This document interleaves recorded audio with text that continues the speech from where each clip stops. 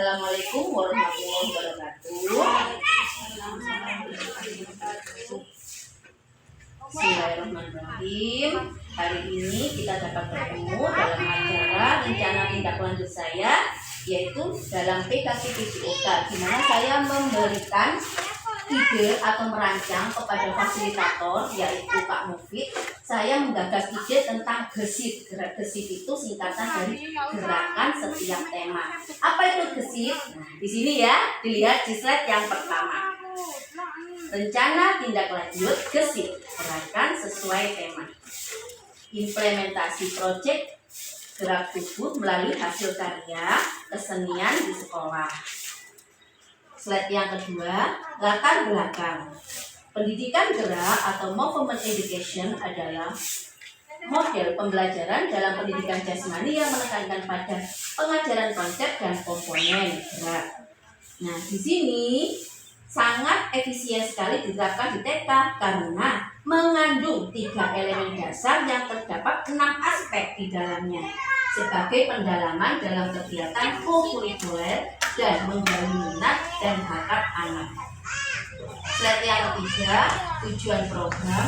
1. Menanamkan nilai-nilai pendidikan dan kemanusiaan, yaitu P5. Yang kedua, melatih kelincahan dan ketangkasan, yaitu motorik anak. Yang ketiga, melatih kekuatan dan keseimbangan tubuh anak, balance. Yang keempat, melatih keterampilan dan keberanian anak melalui suatu gerakan. Yang kelima, menekankan pembelajaran melalui pengalaman nyata dan situasional. Yang keenam, meningkatkan kesehatan dan kebugaran anak. Yang ketujuh, meningkatkan motivasi dan keterlibatan siswa melalui minat, bakat, dan kreativitas anak. Kedelapan, penerapan konsep belajar aktif dan pemecahan masalah. Yang kesembilan, penerapan konsep belajar aktif dan pemecahan sederhana. Slide berikutnya yaitu capaian yang diharapkan. Pengenalan aktivitas untuk membantu anak terlibat aktif. Eksplorasinya aktivitas anak untuk menentukan dan memilih kegiatan yang diinginkan. Proyek aktivitas anak untuk mengajar melakukan untuk membuat produk sesuai bakat, minat, dan keterampilan yang dimiliki. Yang akhir proyek aktivitas untuk mereview pengalaman GESIT untuk mencapai tujuan. Nah, di sini dari tadi latar belakangnya, kenapa saya memilih pendidikan gerak? Karena di TK itu pendidikan gerak perlu digali agar anak-anak kita mempersiapkan anak-anak untuk menuju ke SD. Jadi anak-anak biar nggak kaget gitu loh, olahraganya ke SD kok lebih kayak gini, kok banyakan geraknya. Kalau di TK kan kita campur ya 6 aspek tadi, 3 elemen dasar. Jadi kita mempersiapkan anak TK agar mereka bisa melangkah menuju jenjangnya yaitu SD. Tujuannya yaitu garis besarnya adalah selain kita melatih kognitif anak, afektif, psikomotorik, dan juga kita mengajarkan gerak tubuh yang lain pada anak.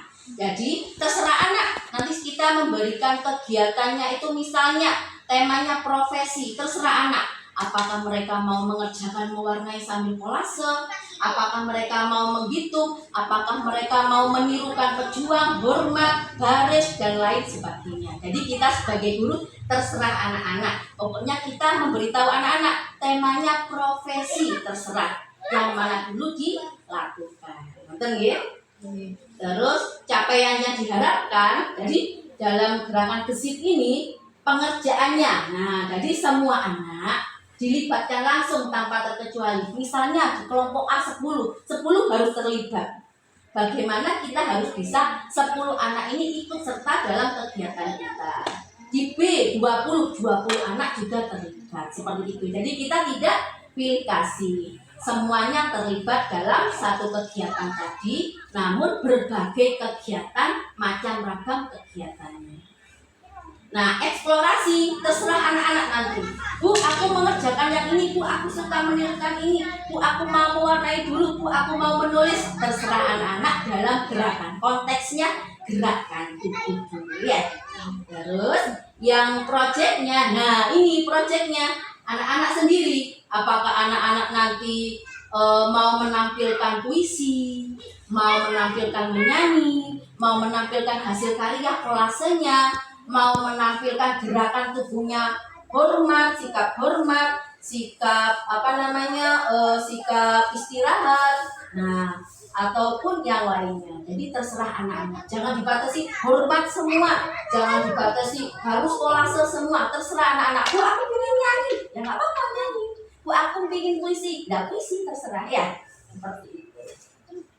Lanjut yang akhir proyeknya. Nah setelah akhir proyek, anak-anak diberikan umpan balik ke kita bagaimana dalam pelaksanaannya. Misalnya kemarin Bella sama Rada, kan mereka puisi. Gimana Bu? Senang. Gimana Bu anaknya? Senang Bu, saya kasih puisi, dikasih puisi sama gurunya. Jadi kalau seumpama anak dua ini diarahkan, mereka lebih baik dalam membaca puisi. Seperti itu ya. Sama halnya dengan menyanyi, sama halnya dengan yang lainnya. Seperti itu. Itu akhir proyeknya. Jadi kita memberikan umpan balik kepada anak dan juga orang tuanya, tanggapan orang tua. Slide berikutnya yaitu struktur program dan mitra. Di sekolah ini dalam pelaksanaan gesit tadi, programnya adalah program gesit ya, gerakan sesuai tema. Terus kita juga memiliki anak peserta didik yaitu kelompok A 10 anak dan kelompok B 20 anak. Penanggung jawabnya adalah kepala sekolah, KBS ya. Nah yang menjadi mitra adalah Dikbud, yaitu diskusi inovasi belajar berkelas yang ada di sekolah kita ini. Jadi apapun program, siapa yang memiliki program akan didiskusikan bersama. Yang selanjutnya adalah mitra. Mitra itu teman kerja, bisa jadi guru kelas dan juga orang tua wali murid tadi yang saya sebutkan. Jadi anaknya ternyata pintar puisi, nanti tema yang lain mungkin puisi lagi. Anaknya ternyata pintar menggambar, besok ditampilkan menggambar sambil bercerita. Lanjut, yaitu kapasitas yang dimiliki. Aset-asetnya yaitu sekolah memiliki kepala sekolah, guru, dan tenaga pendidikan yang baik. Yang kedua, murid berjumlah 30 anak ya yang tadi di masing-masing kelas menampilkan hasil karya dari anak didiknya tadi Bu ya, sesuai bakat dan minatnya. Oh, nggak perlu kemungkinan kalau A mungkin bisa juga menyanyi mungkin liriknya diganti, mungkin naik-naik ke puncak gunung diganti tema perjuangan, nah kayak gitu. Atau seumpama menampilkan sesuatu yang beda lewat ketukan, lewat apa, jadi anak ditekankan untuk gerakan baru, bicaranya, kognitifnya tergali, seperti itu ya.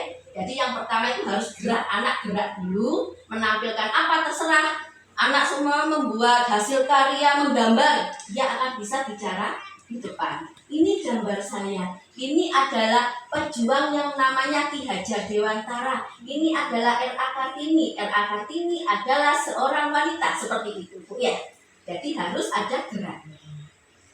Yang ketiga, sekolah memiliki ruang kelas sebagai ajang penampilan hasil karya. Jadi setelah program ini nanti dilaksanakan oleh anak-anak sesuai minatnya, sesuai apa yang diinginkan anak-anak, nanti kita ditampilkan seperti kemarin di kelas, baik kelas A atau kelas B atau bersama-sama. Ya, seperti itu.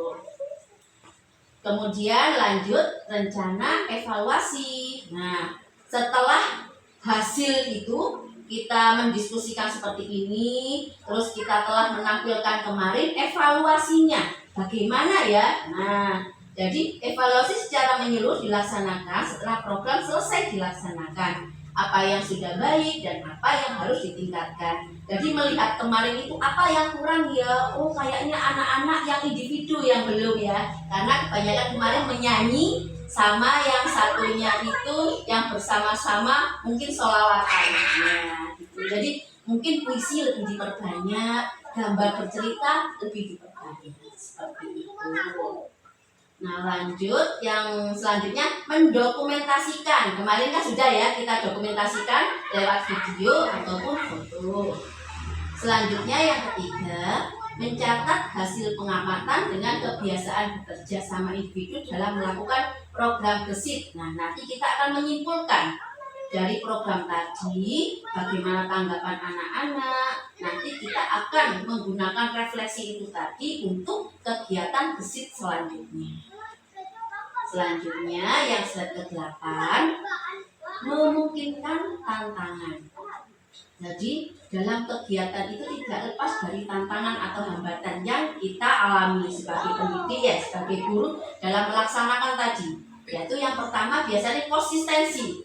Nah, konsisten enggak ya? Berkelanjutan enggak ya? Biasanya Januari dilaksanakan, Februari enggak dilaksanakan. Mengapa? Kadang bentrok dengan program lain. Jadi bagaimana kita bisa mengatasi, seumpama kita mencanangkan Januari itu tanggal 16, ternyata tanggal 16 itu berbenturan mungkin dengan rapat IGTKI. Bagaimana ya kita bisa menggesernya ke hari yang lain atau ke seminggu sebelumnya, seperti itu. Jadi yang terpenting kita harus bisa mengatasi yang namanya konsistensi ini ya, harus konsisten. Nah, terus yang kedua adalah keterlibatan aktif murid dalam program.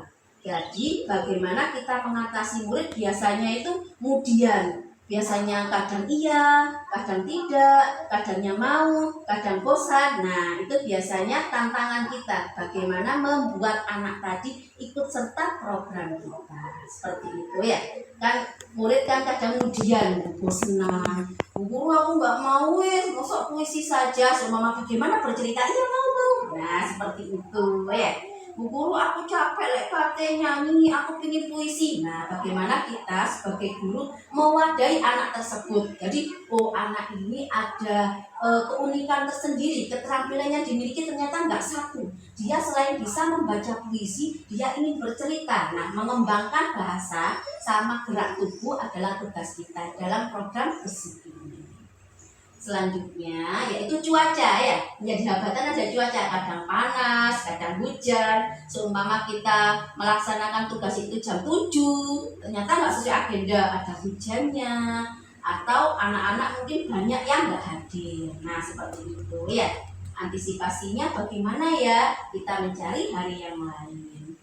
Nah, sekarang konsistensi pengawasan program. Nah, kadang pertama yaitu biasanya yang tidak teratur karena kepala sekolah merangkap operator sekolah, di mana program gesit ini selain guru-gurunya yang hadir harus kepala sekolah. Namun tidak menutup kemungkinan kadang kan kepala sekolah kita nggak hadir, mungkin karena rapat operator dan lain sebagainya, seperti itu ya. Jadi seumpama mungkin kalau kepala sekolahnya nggak mendadak memberikan info, kita bisa geser ke tanggal yang lain agar kepala sekolahnya bisa ikut serta, seperti itu ya. Nah, yang terakhir yaitu konsisten umpan balik penerapan pasca efektif dan konstruktif. Nah, jadi sebagai karena ide ini adalah dari saya, nanti mohon kerjasamanya selain program ini kita kerjakan bersama-sama. Nah, ibu-ibu guru diberikan untuk memberikan umpan balik ke saya, apa yang kurang ya, mungkin Bu kemarin itu kurang biasanya. Nah, seperti itu Bu, mungkin kemarin itu anak yang individu terlalu sedikit, yang berkelompok yang banyak. Nah, nanti baik Bu Amin, Bu Sinta atau Bu Dia bisa memberikan umpan balik agar nantinya mungkin Desember atau Januari berikutnya kegiatan kita lebih baik lagi, baik penampilan maupun dekor ruangannya, seperti itu. Nah, timeline-nya kita mungkin bisa melaksanakan di tahun ajaran baru yaitu Januari. Namun tidak menutup kemungkinan besok ya, karena gesit kan berangkat sesuai tema. Oh, temanya apa ya? Perjuangan. Oh, hari besarnya apa ya? Yang kemarin kan hari pahlawan. Tanggal 22 kan hari ibu. Nah, ada hari besar di situ kan. Kita tunjukkan anak-anak untuk unjuk kerja di situ, untuk berinovasi di situ, menampilkan hasil karya situ tanggal 22. Seperti itu ya. Terima kasih. Mungkin ada yang perlu ditanyakan. Jadi ya garis besarnya adalah program gesit tadi selain menumbuhkan kognitif anak, komunikasi anak, kita harus bisa mengolah gerak tubuhnya. Di mana-mana kan kita selalu mengerjakan, guru menerangkan, anak mengerjakan, namun kan cuma sebekas tangan kok ya, tangan saja kan ya. Nah, kita bagaimana menggerakkan tubuhnya, seperti puisi kemarin, perjuangan kakinya bagaimana, aku seorang dokter, jadi kakinya juga ikut, tangannya ikut, interaksi matanya juga ikut. Seperti ini.